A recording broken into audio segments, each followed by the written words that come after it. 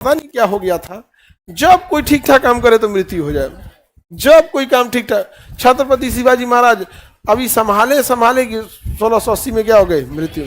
संभाजी महाराज संभाले की यातना देकर औरंगजेब मार दिया।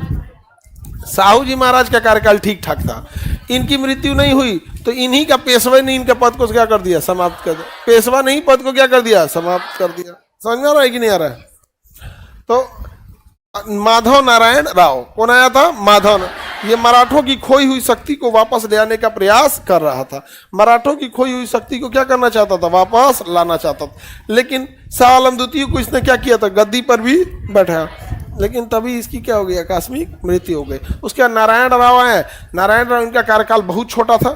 छोटा क्यों कार्यकाल था, क्योंकि इनके चाचा का नाम क्या था, रघुनाथ राव। रघुनाथ राव चाहते थे हम ही पेशवा बने, इन्होंने मरवा दिया अपने ही भतीजा को। किसको, नारायण राव को। सबसे धूर्त पेशवा कौन था, रघुनाथ राव। ये अपने को पेशवा बनाना चाहता था। अपने को पेशवा बनाने के लिए किसकी हत्या करा दिया, नारायण राव। खुद पेशवा बनने के लिए किसकी हत्या कराया।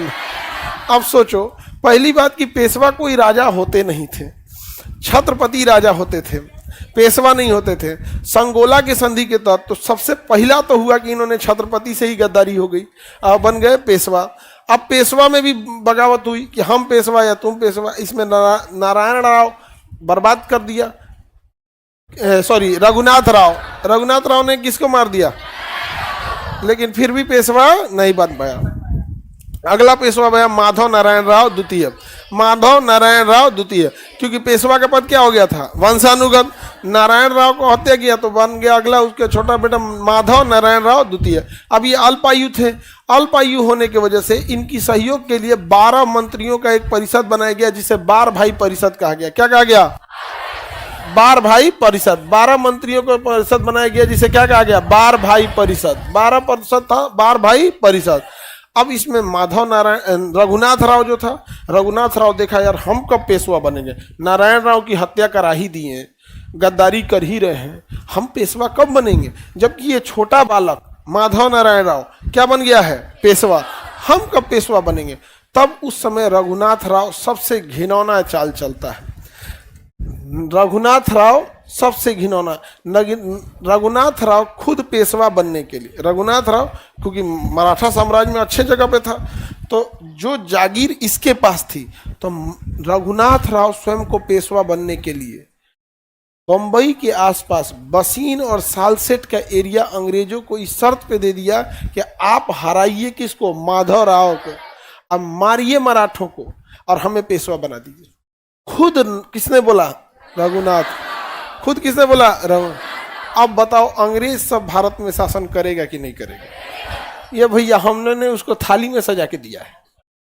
सोचिए, जो मराठों से अंग्रेज डर रहे थे, इतिहासकार तक ये नहीं कंफर्म हो पा रहे थे कि भारत पर किसका शासन होगा, उसी मराठा साम्राज्य में उसी का पेशवा रघुनाथ राव अपने ही एक पेशवा की हत्या कराता है।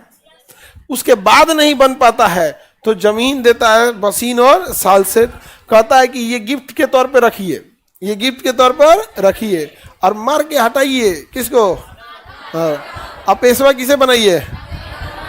अच्छा ये बताइए, संधि किससे कर रहा है, अंग्रेजों से। किससे कर रहा है, अंग्रेजों से बड़का मतलब धोखेबाज कौन है, उनसे बड़ा कोई धोखेबाज है। अब देखो ध्यान से, खुद पेशवा बनने के लिए अंग्रेजों के साथ कौन सी संधि की, सूरत की संधि, और अंग्रेजों को गिफ्ट में बसीन और क्या दे दिया, सालसेट।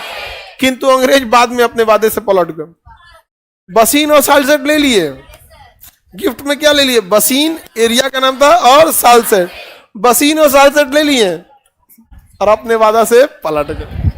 अपने वादा से क्या हो गए, पलट गए। अंग्रेजों को एक जगह मिल गया। अब अंग्रेज सब देखे, सब पूरा माहौल समझ गए सब कि मराठों को हराना कैसे, मराठों को हराना है। उन्होंने मराठों से 3 लड़ाइयाँ लड़ी। अंग्रेजों ने मराठों से कितनी लड़ाई रहती, अंग्रेजों को समझ में आ गया कि मराठों की आर्थिक स्थिति खराब हो चुकी है, मनोबल टूट चुका है, आंतरिक